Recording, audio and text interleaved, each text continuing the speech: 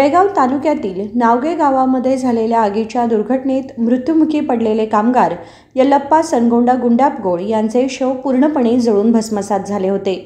या स्थितीमध्ये बचाव कार्य सुरू असलेल्या टीमने वरिष्ठ पोलीस अधिकाऱ्यांच्या उपस्थितीत मृत कामगार यल्लप्पा यांचे अवशेष पारंपरिक पद्धतीने मातीच्या मडक्यामध्ये ठेवून त्यांच्या कुटुंबियास दिले।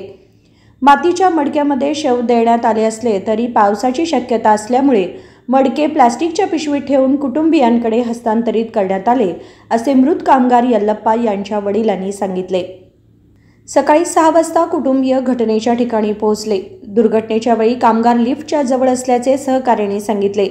त्यानुसार बचाव कार्य करणाऱ्या टीमने सकाळी 10 वाजता जळून भस्म झालेल्या कामगाराचे शव अवशेष शोधून काढले।